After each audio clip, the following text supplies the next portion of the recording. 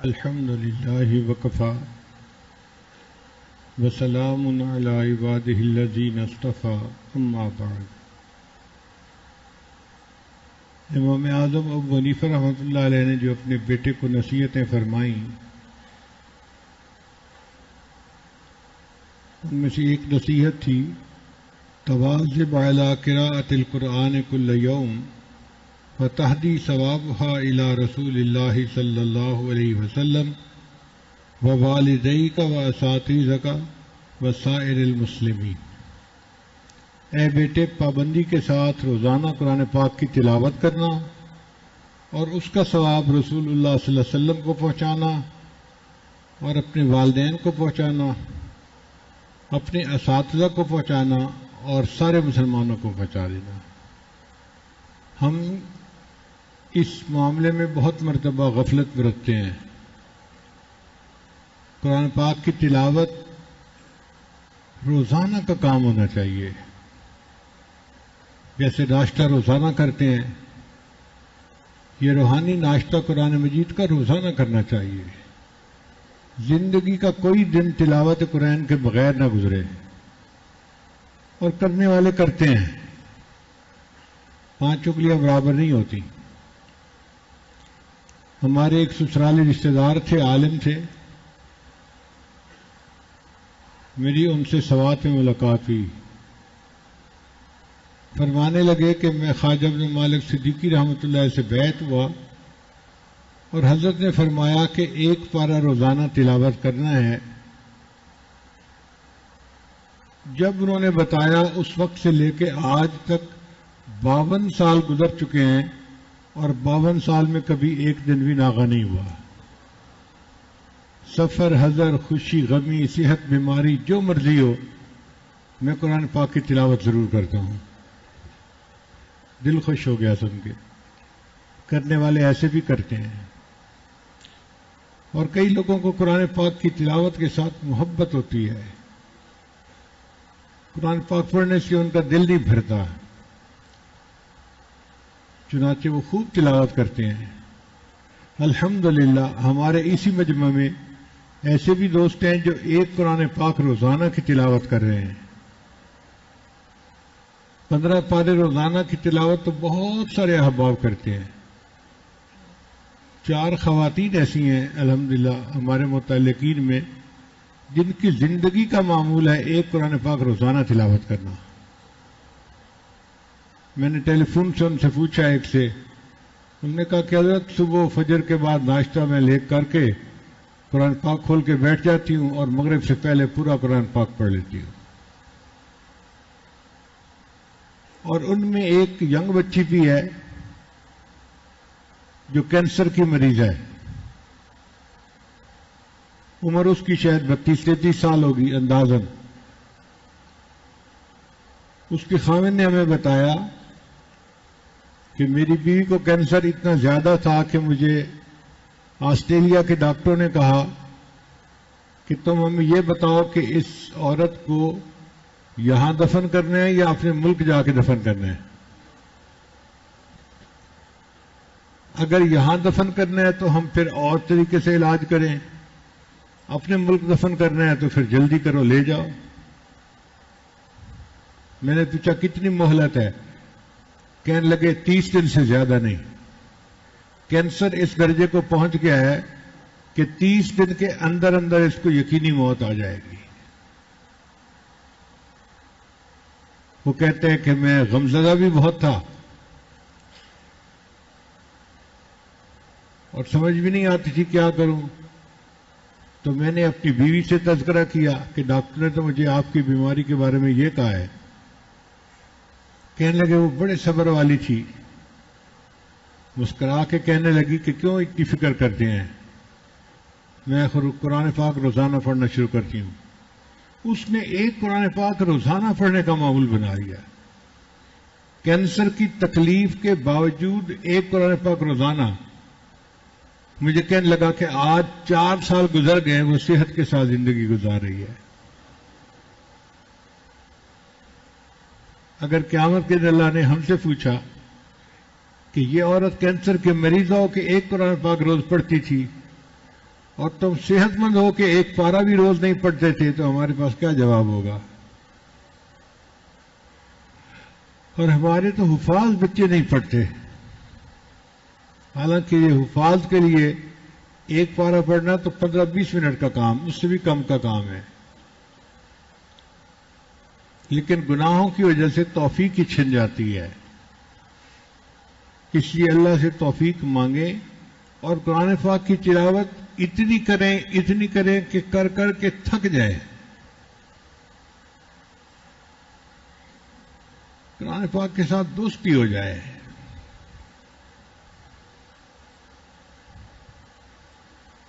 دیکھنے والے کہیں کہ اس کو تو کوئی دوست مل گیا ہے، ہر وقت اسی کے ساتھ بیٹھا رہتا ہے۔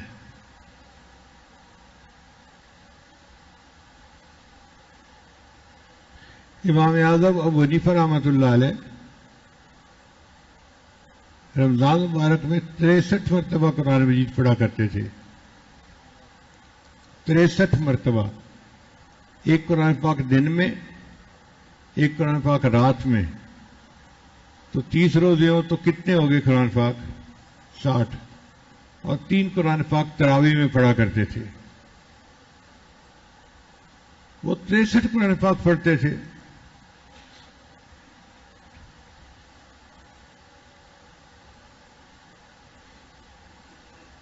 امام احمد بن حنبل رحمۃ اللہ علیہ ہر ہفتے میں 1 مرتبہ قرآن پاک پڑھا کرتے تھے۔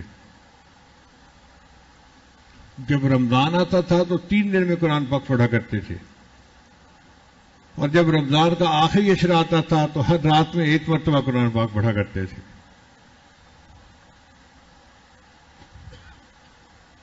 قرآن پاک پڑھتے تھے، انجوائے کرتے تھے، جس طرح بہت روزہ لگا ہوا ہو، پیاس لگی ہوئی ہو، اور روزہ کھلتا ہے تو انسان روح افزا پیتا ہے، تو ٹھنڈا شربت پی کے نا دل کو تسلی ہو جاتی ہے، اور جی چاہتا ہے کہ 1 گلاس نہیں 2-3 گلاس پی لو۔ جب پیاسے بندے کو روح افزا پیتے ہوئے جو اس کی کیفیت ہوتی ہے نا کہ اور پی لوں، اللہ والوں کی قرآن پاک پڑھتے ہوئے یہ کیفیت ہوتی ہے، اور پڑھ لوں میں، اور پڑھ لوں۔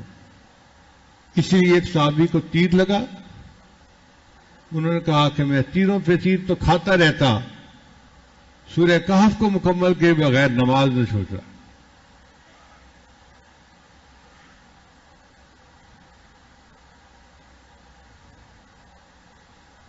یہ واقعی سوچنے والی بات ہے کہ آخر ہمیں وہ محبت محسوس کیوں نہیں ہوتی؟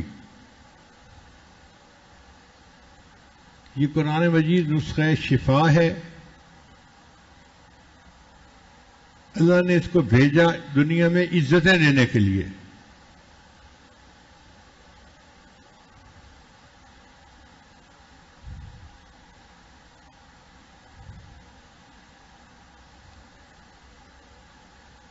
آپ کار کھڑی دیکھیں تو سوچتے ہیں یہ 2-4 بندوں کو ایک شہر سے دوسرے شہر پہنچا دیتی ہے۔ بس کھڑی دیکھتے ہیں تو یہ 60-70 بندوں کو ایک شہر سے دوسرے شہر پہنچا دیتی ہے۔ ٹرک کھڑا دیکھتے ہیں، بھئی یہ سامان ایک شہر سے دوسرے شہر پہنچا دیتا ہے۔ کرین دیکھتے ہیں، یہ نیچے زمین پہ پڑی چیز کو اٹھا کے اوپر کی جگہ پہ رکھ دیتی ہے۔ جیسے کرین نیچے پڑی چیز کو اٹھا کے بلندی پہ پہنچا دیتی ہے، یہ قرآن مجید بھی اللہ کی ایسی کتاب ہے جو گرے پڑے بندے کو اٹھا کے بلندیوں پہ پہنچا دیتا ہے۔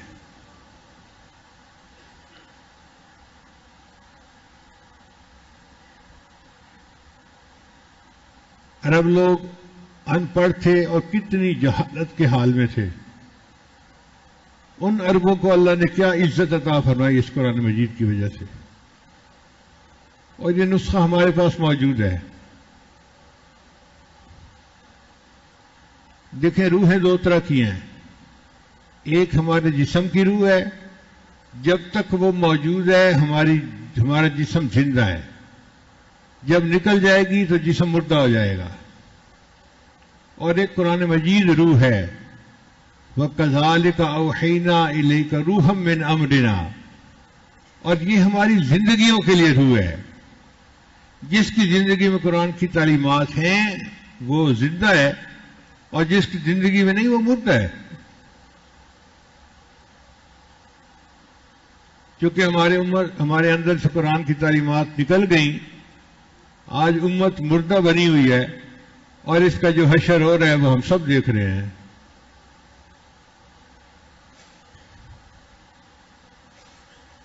قرآن مجید کی تلاوت ہمیں کرنی چاہیے. سمجھ کر پڑھیں تو بھی ثواب ملتا ہے، بنا سمجھے پڑھیں تو بھی ثواب ملتا ہے.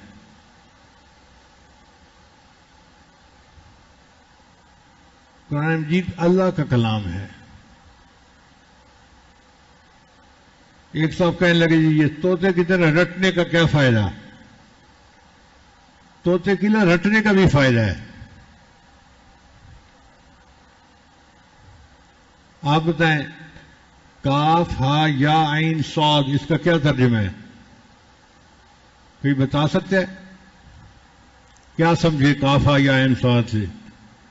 کچھ نہیں سمجھے. ثواب ملا ہوگا نا؟ اگر اس کا بغیر سمجھے ثواب مل سکتا ہے تو باقی قرآن کا بغیر سمجھے ثواب کیوں نہیں مل سکتا؟ سمجھ کے پڑھے تو زیادہ ثواب ہے، بغیر سمجھے پڑھے تو بھی ثواب ملتا ہے.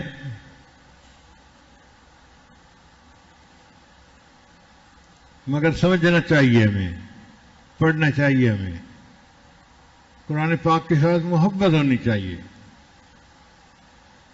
ایک معمول بنا لینا چاہیے اور روزانہ اس کے مطابق قرآن پاک کی تلاوت کرنی چاہیے. حدیث پاک میں آتا ہے کہ حدیث پاک میں آتا ہے کہ جیسے کوئی گانے والی عورت گانا گاتی ہے نا، کوئی ترنم کی ملکہ گانا گاتی ہے تو لوگ بڑے غور سے سنتے ہیں، اس کو شوق سے سنتے ہیں.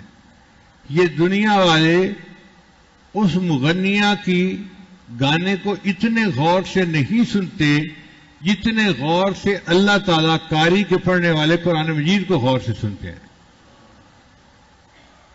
اللہ تعالیٰ اپنے بندے کے قرآن مجید کو اس سے بھی زیادہ غور سے سنتے ہیں. تو ہم جب قرآن پڑھتے ہیں تو ہمارے اللہ قرآن سن رہے ہوتے ہیں، ہم اللہ سے ہم کلامی کر رہے ہوتے ہیں. ٹیلی فون پہ بات چیت کرتے ہیں نا لوگ، قرآن مجید بھی اسی طرح ہے. بندے نے پڑھا الحمدللہ رب العالمین، اللہ تعالیٰ جواب میں فرماتے ہیں حمدنی عبدی، میرے بندے نے میری حمد بیان کی. پھر اگلی آیت پڑھی اس کا جواب آتا ہے، پھر اگلی آیت پڑھی اس کا جواب آتا ہے. آپ ذرا اس کیفیت کا اندازہ لگائیں کہ بندہ بول رہا ہے اور اللہ جواب اس کا دے رہے ہیں اس کو. بلکہ صحابہ کرام سے تو نبی رسام قرآن مجید سنا کرتے تھے اور اللہ تعالیٰ کی طرف سے فرمائش آتی تھی. ایک صحابی تھے ابن کعب رضی اللہ تعالیٰ عنہ. نبی رسام نے ایک مرتبہ انہیں فرمایا ابن کعب مجھے سورہ بینہ سناؤ. اے اللہ کے حبیب صلی اللہ علیہ وسلم، قرآن آپ پر نازل ہوا، میں آپ کے سامنے پڑھوں؟ تو نبی رسام نے فرمایا ہاں پڑھو. وہ سمجھ گئے کہ یہ اوپر سے اشارہ ہوا ہے. انہوں نے سوال پوچھا اے اللہ کے حبیب صلی اللہ علیہ وسلم اللہ سمانی، کیا اللہ تعالیٰ نے میرا نام لے کر فرمایا ہے؟ نبی صاحب نے جواب میں فرمایا نعم اللہ سماک. ابن کعب اللہ نے تیرا نام لے کر کہا. ابن کعب سے کو قرآن پڑھے، محبوب آپ بھی سنیں گے، میں پروردگار بھی سنوں گا. کیسے خوش نصیب لوگ تھے جن سے قرآن سننے کی فرمائش رحمان فرمایا کرتے تھے. تو معتکفین حضرات تو بہت خوش قسمت ہیں، سارا دن فارغ، قرآن کھولیں اللہ کے گھر میں اور پڑھنا شروع کریں، پڑھتے رہیں پڑھتے رہیں پڑھتے رہیں. تھک جائیں تو بند کر دیں، آرام کر لیں تھوڑی دیر، پھر دوبارہ فریش ہو کے پڑھنا شروع کر دیں. اور اللہ ہمت دے تو ایک قرآن پاک تو روز پڑھنا کا معمول بن جائے تو کیا ہی بات ہے. میں نے بچپن میں جن سے قرآن مجید پڑھا ہے ان میں سے 2 استاد ایسے تھے جن کا معمول تھا روزانہ 1 مرتبہ قرآن مجید پڑھنے کا. ایک جو حافظ تھے وہ قاری نہیں تھے اور مجہول پڑھتے تھے. قرآن پاک کے حافظ تھے مگر باقاعدہ تجوید کے ساتھ نہیں پڑھتے تھے. حافظ بڑے پکے تھے, ہر وقت قرآن پڑھتے رہتے تھے, ہر وقت. ہم ان کو دیکھتے تھے کہ وہ بیٹھے ہوئے ہیں اور ان کے ہونٹ چل رہے ہوتے تھے. کوئی ٹینشن نہیں, کوئی غصہ نہیں, کوئی فلاں نہیں, اوے تم مجھے پڑھنے دو, تم بات نہ کرو, تم شور نہ کرو, تم بات مانو, یہ کیا, کچھ نہیں, خاموش, بس بیٹھے ہوئے قرآن پڑھتے رہتے تھے, پڑھتے رہتے تھے. میری عمر چھوٹی تھی, شاید 3 سال کی عمر ہوگی. میری عمر ایسی تھی کہ میرے پاس پورے محلے کا ملٹیپل ویزا تھا. جس گھر میں چاہتا تھا میں چلا جاتا تھا. ہر گھر سے پیار ملتا تھا, محبت ملتی تھی, کھانے کی چیزیں ملتی تھیں. تو میں اپنے استاد کے گھر گیا. ان کی بڑی بیٹی کی شادی ہوئی تھی اور شادی کے بعد دلہن اپنے والدین کو ملنے آئی تھی. ہمارے سامنے وہ بچی پہنچی, دلہن جو تھی والد سے ملی, باقیوں سے ملی, پھر والد کے پاس بیٹھ گئی. انہوں نے 2 لفظ پوچھے, بیٹی آپ خوش ہو؟ اس نے کہا میں بہت خوش ہوں, اور دعا دے دی بیٹی کو. پھر قرآن پاک پڑھنا شروع کر دیا. تھوڑی دیر بعد دلہن نے کہا کہ ابو میں آپ سے ملنے کے لیے اتنی دور سے آئی ہوں اور آپ مجھ سے کوئی بات ہی نہیں کر رہے. بیٹی حال تو میں نے آپ سے پوچھ لیا, اب اور کیا باتیں کرنی تھی, بس میں بیٹھا اللہ کا قرآن پڑھ رہا ہوں. اس وقت بھی وہ اللہ کا قرآن پڑھتے رہے. ایک قرآن پاک کو روزانہ عصر کے وقت ختم کر لیا کرتے تھے. اور ایک اور ہمارے استاد تھے, وہ بڑے اچھے قاری تھے. اللہ نے ان کو لہن داودی عطا کیا تھا, بہت خوبصورت آواز تھی. قرآن پاک پڑھتے تھے اور ہم جھومتے تھے ان کی آواز, مترنم آواز تھی ان کی بڑی. مجھے آج بھی یاد ہے, ایک چھوٹی سی مسجد تھی ہمارے محلے کے قریب, کوثر مسجد اس کا نام ہے. سردیوں کی رات تھی اور کوئی 30-35 ان کے شاگرد حافظ جمع تھے جو شہر میں مختلف مساجد میں تراویح پڑھاتے تھے. پھر حضرت کے پاس آتے تھے, ان کو کارگزاری سنا کے پھر گھر جاتے تھے. ان میں سے ایک نے کہہ دیا, استاد جی آج تو 25ویں کی رات ہے, یعنی طاق رات ہے. تو استاد جی کہنے لگے ہاں 25 کی رات ہے اور میں نے 4 تراویح ابھی پڑھنی ہے, میری رہتی ہیں 4 تراویح. اس نے کہا استاد جی پھر قرآن سنا دیں ہمیں. استاد جی نے کہا بہت اچھا. لو جی استاد جی مصلی پہ آ گئے اور انہوں نے 2 رکعت کی نیت باندھ لی, اور پیچھے ہم جو 30-35 تھے حفاظ اور ہم چھوٹے سے بچے بھی ساتھ تھے, تو ہم نے بھی نیت باندھ لی. استاد جی پڑھتے رہے پڑھتے رہے پڑھتے رہے. آپ حیران ہوں گے, 29 پارے پڑھنے کے بعد انہوں نے رکوع کیا. ایک رکعت میں 29 پارے کی تلاوت کی, اور ہم تو بس پیچھے کھڑے جھوم رہے تھے. ہمیں اس زمانے میں ترجمے کا کیا پتا, مضمون کا کیا پتا, بس ہم تو ان کی آواز سن رہے تھے, وہ پڑھ رہے تھے اور بس ہم جھوم رہے تھے. جب انہوں نے رکوع کیا تو ہم سے رکوع نہیں ہوتا تھا, جسم ایک جگہ شل ہو گیا تھا, تو مجھے زور لگا کے رکوع کرنا پڑا اور تھوڑا سا نیچے ہوا. میں نے کہا بس یہی رکوع ہے. پھر حضرت نے دوسری رکعت میں 1 پارہ پڑھا اور پورا قرآن پاک ختم ہو گیا. ایسے لوگ بھی دنیا میں گزرے ہیں, 2 رکعت میں پورا قرآن مجید پڑھ دینا.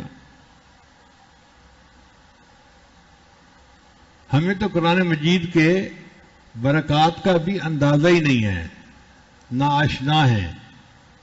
اگر برکات کھل جاتی تو پھر ہمیں سمجھ لگتی کہ کیا نعمت ہے جو اللہ نے ہمیں دی ہوئی ہے. فرشتے قرآن پاک سنتے ہیں, پڑھ نہیں سکتے. اس لیے جب کوئی بندہ قرآن پاک پڑھتا ہے نا تو فرشتے وہاں جمع ہونا شروع ہو جاتے ہیں. آؤ بھائی دیکھو, ایک بندہ قرآن پڑھ رہے, آؤ ہم بھی اللہ کا قرآن سنیں. حدیث پاک میں آتا ہے کہ فرشتہ اس کے قریب ہو جاتا ہے, حتیٰ کہ قریب ہوتے ہوتے اس قرآن پڑھنے والے قاری کے لبوں کے اوپر اپنے لب رکھ دیتا ہے.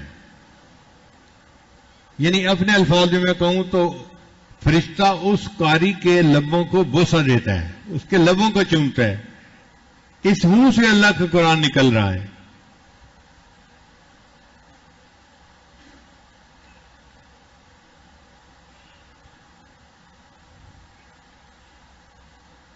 چنانچہ ایک بڑے قاری گزرے ہیں امام عاصم رحمۃ اللہ علیہ کوفی، وہ مسجد نبی میں قرآن مجید پڑھاتے تھے۔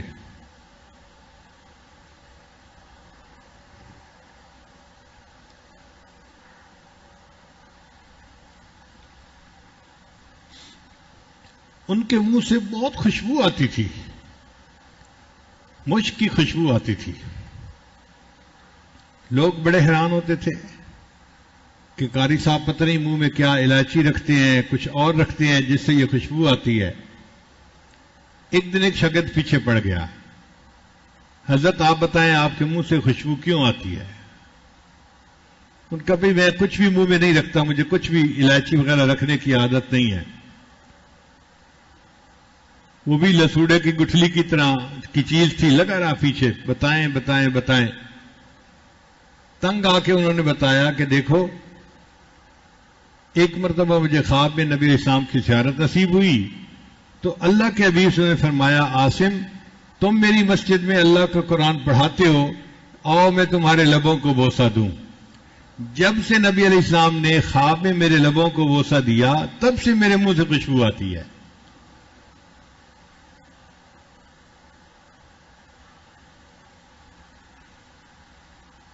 تو قرآن مجید کی تلاوت روزانہ کرنی چاہیے اور پھر اس کا ثواب نبی اسلام کی خدمت میں ہدیہ اور تحفہ کے طور پہ پہنچا دینا چاہیے۔ والدین کی بھی نیت کرے، استادوں کی بھی نیت کرے اور سارے ایمان والوں کی نیت کرے۔ اچھا اس سے بندے کے ثواب میں کمی نہیں آتی۔ کئی لوگ سوچتے ہیں جی ہم ثواب اس کو دے دیں گے تو ہمیں کیا ملے گا؟ بھئی ہمیں بھی ملے گا، ان کو بھی ملے گا۔ پہلے زمانے میں یہ بات سمجھنی مشکل تھی، آج کے زمانے میں سمجھنی آسان ہے۔ سیل فون پہ میسج ملتا ہے، ہم اس کو 10 بندوں کو فارورڈ کر دیتے ہیں، فارورڈ ہو جاتا ہے نا، تو ہمارا میسج ختم ہو جاتا ہے پھر فارورڈ کرنے کے بعد۔ بتائیں رہتے ہیں نا، ہم نے 10 جگہ پہ فارورڈ کیا پھر بھی اپنا رہا۔ ثواب بھی اسی طرح ہے، ہم 10 بندوں کو ٹرانسفر کر دیں گے، ہمیں بھی ملے گا، ان کو بھی ملے گا۔ کھلے دل سے جواب دینا چاہیے۔ سارے دنیا میں جتنے مسلمان پہلے گزرے ان کو بھی ملے، آج دنیا میں جو بھی ہے جہاں بھی ہے اس کو بھی ملے۔ ہم نیت کر لیں، ہماری نیت سے کسی کو ثواب ملتا ہے اور کوئی جہنم سے بچ کے جنت جاتا ہے تو ہمارے لیے تو خوشی کی بات ہے نا، اور ثواب پہنچا دینا چاہیے۔ حضرت شیخ الحدیث رحمۃ اللہ نے ایک واقعہ لکھا ہے، ایک اللہ والے کسی قبرستان کے قریب سے گزرے تو انہوں نے چند مرتبہ سورت اخلاص پڑھی اور قبرستان میں جتنے مردے تھے ان کو بخش دی۔ رات کو جب سوئے تو خواب میں عجیب منظر دیکھا، وہی قبرستان ہے اور اچانک ایک دھماکہ ہوتا ہے اور قبروں سے مردے اٹھ کھڑے ہوتے ہیں اور ایک طرف کو بھاگنا شروع کر دیتے ہیں۔ وہ بڑے حیران کہ یہ کہاں بھاگے جا رہے ہیں، اور ایک بوڑھا بندہ آرام سے اپنا بیٹھا ہے، وہ نہیں بھاگ رہا۔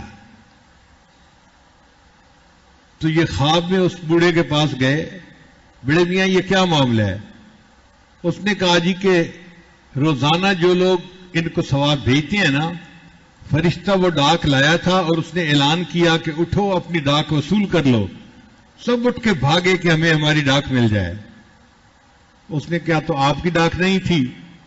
اس نے کہا میری ڈاک بھی آئی ہوگی، میں آرام سے لے لوں گا، اس لیے کہ میرا ایک بیٹا ہے جو قرآن پاک کا حافظ ہے، وہ روزانہ مجھے قرآن پاک پڑھ کے بخشتا ہے، اتنا ثواب مجھے اس کا ملتا ہے کہ مجھے بھاگنے کی جلدی نہیں ہے۔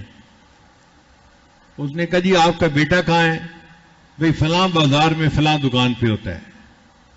وہ بزرگ اگلے دن گئے تو انہوں نے دیکھا ایک دکان ہے، ایک نوجوان لڑکا بیٹھا ہے، گاہک آتا ہے تو وہ اس کو سامان دیتا ہے، اور جب کوئی گاہک نہیں ہوتا تو وہ بیٹھ کے قرآن پڑھتا رہتا ہے. وہ سمجھ گئے کہ اس بچے کے قرآن کا ثواب اس کے والد کو ملتا ہے اور اس کے درجات بڑھ رہے ہیں. کافی عرصے کے بعد پھر ادھر سے گزرنا ہوا تو پھر انہوں نے اسی طرح قرآن پاک پڑھ کے موتا کو بخش دیا. اب اگلی رات خواب دیکھا کہ آواز آئی اور سب اٹھ کے بھاگنے لگے، اور وہ بڑے میاں بھی جو تھے وہ بھی اٹھ کے ان کے ساتھ ساتھ بھاگ رہے ہیں، جا رہے ہیں. تو اس نے خواب میں ان سے پوچھا، بڑے میاں آپ کیوں بھاگ رہے ہیں؟ اس نے کہا اس لیے کہ میرا بیٹا فوت ہو چکا، اب قرآن پڑھنے والا پیچھے کوئی نہیں، جو ثواب عام مسلمین بھیجتے ہیں میں بھی اسی کے پیچھے بھاگ رہا ہوں.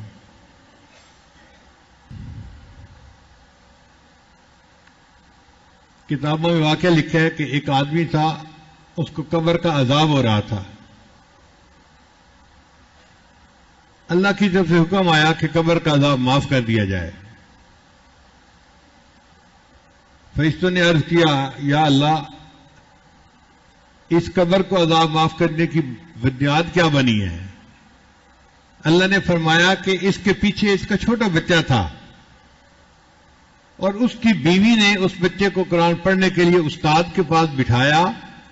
آج اس معصوم بچے نے پڑھا الحمدللہ رب العالمین، مجھے حیا آئی، چھوٹا بیٹا اس کا میرا تعریفیں کر رہا ہے اور میں باپ کو قبر میں تکلیف دے رہا ہوں، میں نے قبر کا عذاب ہی معاف کر دیا. نبی اسلام نے ارشاد فرمایا، تبرک بالقرآن فإنہ کلام اللہ، قرآن پاک سے برکت حاصل کرو، یہ اللہ کا کلام ہے. چنانچہ جو بندہ قرآن مجید پڑھتا ہے، قرآن سے محبت کرتا ہے، اس کی زندگی میں برکتیں ہی برکتیں آتی ہیں. عمر میں برکت، رزق میں برکت، صحت میں برکت، علم میں برکت، کاموں میں برکت، ہر چیز میں برکت ہوتی ہے.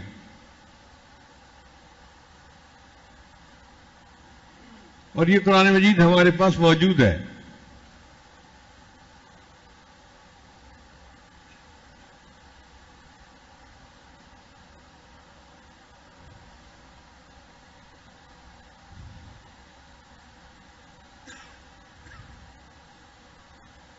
رشیا میں جب کمیونزم آیا تو انہوں نے عربی کتابوں پر پابندی لگا دی. اب جس گھر میں عربی کتابیں ہوتی وہ دہریے اس کو آگ لگا دیتے. تو علماء نے دینی کتابوں کو چھپا دیا، زمین میں دفن کر دیا. انہوں نے قانون بنا دیا، جس گھر میں عربی زبان کا کوئی کاغذ مل جائے گا اس گھر کے سب لوگوں کو پھانسی دے دی جائے گی. چنانچہ عربی زبان کا کاغذ نکل آتا تھا، قرآن پاک نہیں، عربی زبان کا کاغذ، پھانسی دے دیتے تھے. مردوں عورتوں کو پھانسی دے دیتے تھے. اتنی دہشت تھی کہ کوئی حد نہیں. لوگ قرآن پاک دیکھ نہیں سکتے تھے کیونکہ ان کے پاس تھا ہی نہیں. چنانچہ 70 سال کے بعد جب کمیونزم ٹوٹا اور ان کو آزادی ملی، پھر انہیں قرآن پاک دیکھنے کی سعادت نصیب ہوئی. میں نے ایک بندے کو دیکھا کہ قرآن پاک اس نے مجھ سے لیا اور اس کو چوم رہا ہے، آنکھوں سے لگا رہا ہے اور بہت محبت والی عجیب عجیب حرکتیں کر رہا ہے. تو میں نے اپنے ساتھ تھے مولانا عبداللہ، ان سے کہا کہ یہ بندہ ایسے کیوں کر رہا ہے؟ اس نے کہا جی کہ یہ بندہ کہہ رہا ہے کہ میں 70 سال کے بعد اس قرآن پاک کو آنکھوں سے دیکھ رہا ہوں، میرا دل چاہتا ہے میں آنکھوں سے چوم لوں اس کو. ہم پر اللہ کا کتنا فضل، دن رات ہمارے گھروں میں قرآن مجید، مسجد میں قرآن مجید، دفتر میں قرآن مجید، جہاں دیکھو وہاں قرآن مجید موجود ہے. پڑھنے کا معمول بنانا چاہیے، اپنے لیے بھی پڑھنا چاہیے اور دوسروں کو بھی ثواب پہنچانا چاہیے. حدیث پاک میں آتا ہے جو بندہ 200 مرتبہ سورت اخلاص پڑھے اللہ تعالیٰ اس کے لیے جنت میں محل بنا دیتے ہیں. اب جو بندہ چاہتا ہے مجھے جنت میں محل ملے تو کتنا آسان ہے. بیریا ٹاؤن میں پلاٹ کی تو بڑی تمنا ہوتی ہے، ڈیفنس میں گھر مل جائے بڑی تمنا ہوتی ہے. بھائی جنت میں گھر چاہیے، 200 مرتبہ سورہ اخلاص پڑھنی ہے. مرد بھی پڑھ سکتا ہے، عورت بھی پڑھ سکتی ہے. جو بندہ 200 مرتبہ سورہ اخلاص پڑھے گا، حدیث پاک میں آتے ہیں اللہ تعالیٰ اس کے لیے جنت میں محل بنا دیں گے. اچھا کسی کو زیادہ محل چاہیے تو وہ زیادہ مرتبہ پڑھ لے، کالونی بنا لے. کئیوں کو دنیا میں بھی کالونی بنانے کا شوق ہوتا ہے نا، تو اللہ نے یہاں بھی گنجائش رکھی، زیادہ پڑھو تمہارے لیے کالونی بنا دی جائے گی. کیونکہ اللہ تعالیٰ جب کسی بندے سے راضی ہوتے ہیں اس کے لیے جنت میں محل بنا دیتے ہیں. جب کسی عالم سے راضی ہوتے ہیں اللہ اس کے لیے جنت میں شہر آباد فرما دیتے ہیں، اور اس شہر میں اس سے جتنے محبت کرنے والے ہوتے ہیں سب بستے ہیں، اس میں سب جنت میں.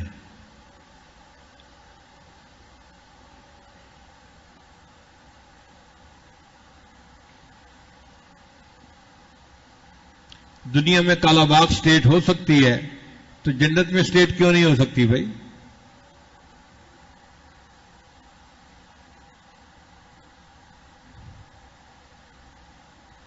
مگر ہر ایک کی اپنی نظر ہوتی ہے.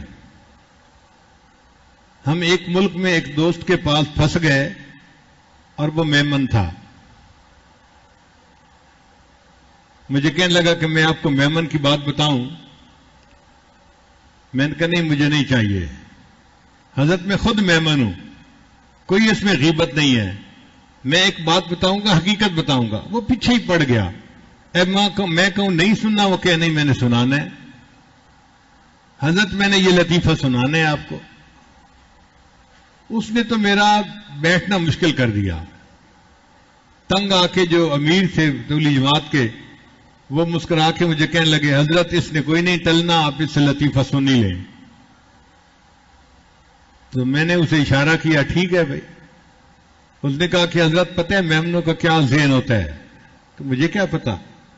کہنے لگا ہمارا ذہن یہ ہوتا ہے کہ ہم جائیں گے تو اللہ پاک سے عرض کریں گے یا اللہ آپ نے جنت میں جو مکان جس کو دینا ہے الاٹ کر دے، ساری مخلوق کو مکان دے دے. اور جب سب کو مکان مل جائیں گے نا تو میں کہوں گا یا اللہ جو فالتو بچ گئے نا وہ مجھے دے دے، میں کرائے پہ چڑھا دوں گا.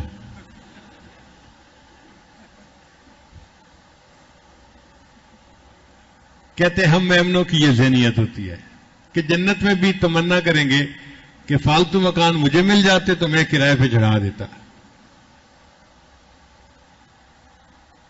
پھر میں نے اسے سمجھایا کہ کرائے پہ تو بندہ وہ دیتا ہے جس کو حاجت ہوتی ہے. وہاں کوئی حاجت ہی نہیں ہونی تو وہاں کوئی کیوں مکان کرائے پہ چڑھائے گا. اللہ تعالیٰ ہر وہ نعمت دیں گے جو بندے کے خیال میں آ جائے گی. جنت کو دنیا پہ قیاس نہ کرو، جنت جنت ہے.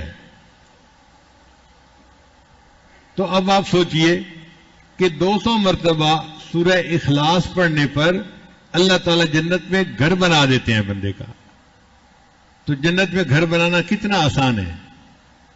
امت محمدیہ کے لیے تو اللہ نے اتنی آسانیاں کر دی ہیں، اتنی آسانیاں کہ لگتا ہے کہ اللہ کی نیت تھی کہ اس میری امت کا کوئی ایک بندہ بھی جہنم میں نہ جائے.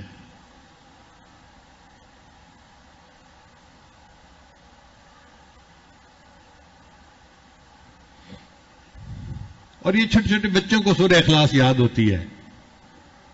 قل واللہ احد اللہ الصمد لم یلد ولم یولد ولم یکن لہ کفوا احد. ایک مرتبہ ہوگی. تسبیح لے کے بیٹھیں آپ 200 مرتبہ ایک ہی سٹنگ میں پڑھ لیں گے. تو اعتکاف کے اندر تو اپنے گھر بنائے نا جنت میں. پورے قرآن پاک کی تلاوت ایک تمنا دل میں رکھیں اور پڑھیں. 3 پارے 5 پارے 10 پارے جتنا توفیق ہوتی ہے اتنا پڑھتے رہیں. مگر تمنا رکھیں کہ میں نے اس لیول پہ پہنچنا ہے کہ ایک قرآن پاک روز پڑھا کرنا ہے. اللہ تعالیٰ آسان فرما دیں گے.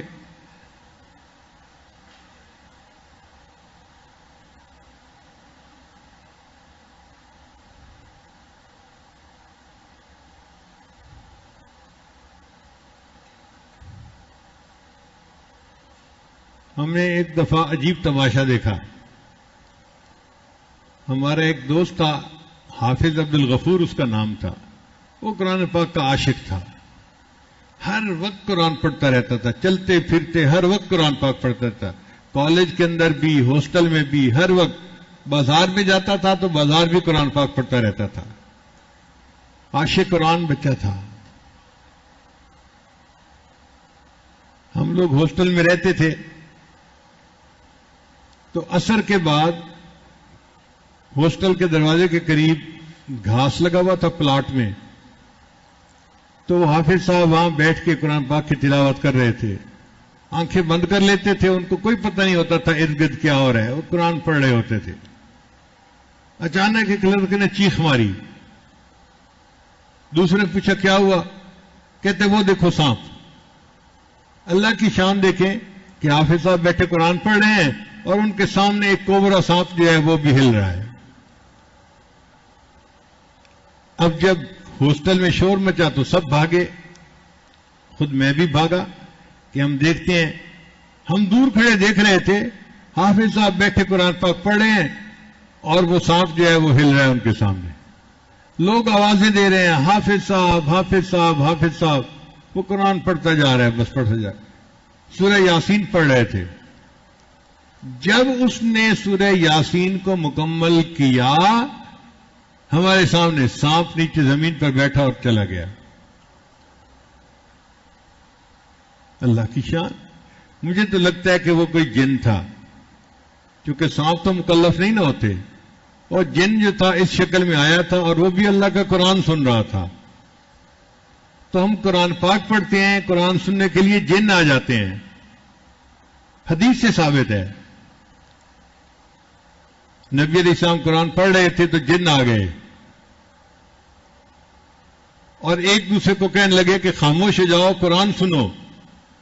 انا سمعنا قرآنا عجبا.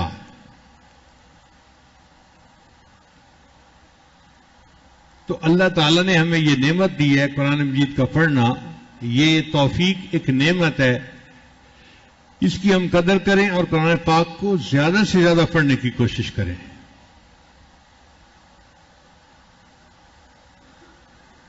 اب تو دن بھی چند رہ گئے پیچھے، اس میں ہمت کر لیجئے. اللہ تعالیٰ قرآن مجید کی برکتیں ہمیں بھی عطا فرمائے. قرآن مجید قیامت کے دن بندے کی شفاعت کرے گا، اور حدیث پاک میں آتے ہیں کہ یہ جھگڑالو سفارشی ہے. جیسے جھگڑالو بچہ ہوتا ہے نا، ماں باپ سے بات منوا کے رہتا ہے، قرآن مجید اس طرح جھگڑالو سفارشی ہے. یہ قیامت کے دن بندے کی شفاعت کرے گا اور بندے کو جنت پہنچا کے رہے گا.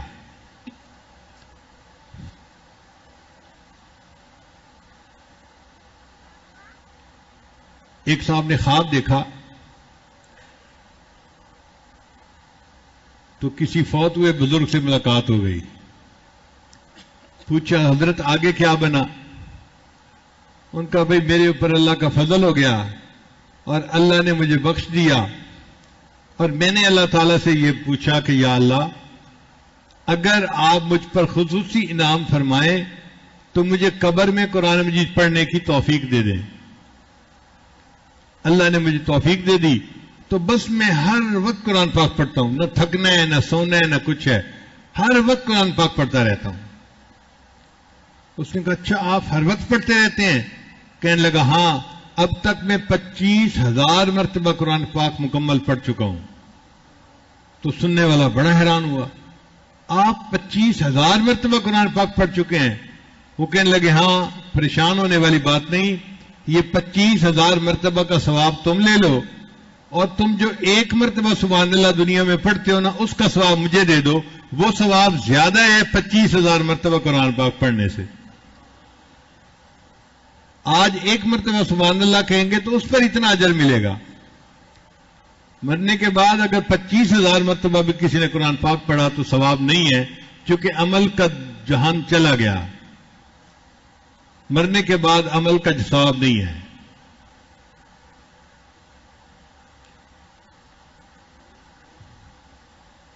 اس لیے کہتے ہیں جب تک سانس ہے تب تک چانس ہے. جب تک سانس ہے. نیند آ رہی ہے آپ لوگوں کو آج؟ جب تک سانس ہے تب تک، جب تک سانس ہے تب تک چانس ہے. ہم زندگی میں ایک مرتبہ سبحان اللہ پڑھیں گے اس کا بھی ثواب ملے گا. جو مرضی ہم جو ہے نا عمل کریں گے اس کا ثواب ملے گا، چونکہ سانس ابھی موجود ہے. تو یہ ہماری خوش قسمتی ہے. اب آپ دیکھیے کہ رمضان کا مہینہ، پھر آخری عشرہ،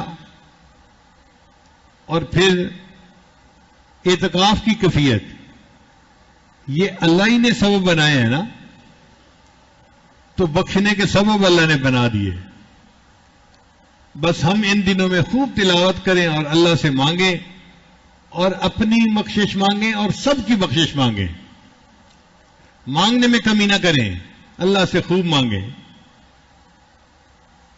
ہم میدان عرفات میں ایک مرتبہ تھے تو ایک لڑکا دعا مانگ رہا تھا اونچی اونچی،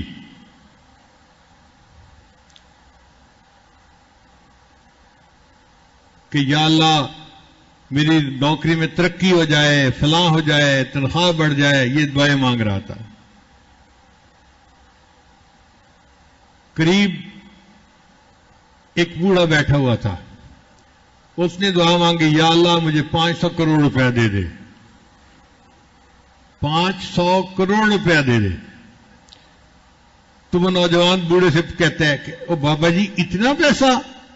کہتے ہیں پتر تیرے کو نہیں منگیا. تم کیوں پریشان ہوتے ہو؟ میں نے اللہ سے مانگا ہے، جتنا چاہوں مانگوں، تم کیوں پریشان ہوتے ہو؟ تو جب مانگنا اللہ سے ہے تو پھر انسان خوب مانگے. اور اللہ اگر دے بھی دے تو اللہ کے لیے کوئی حیثیت ہی نہیں رکھتے. 10-20 ہزار کروڑ اللہ کے لیے کیا حیثیت رکھتے ہیں؟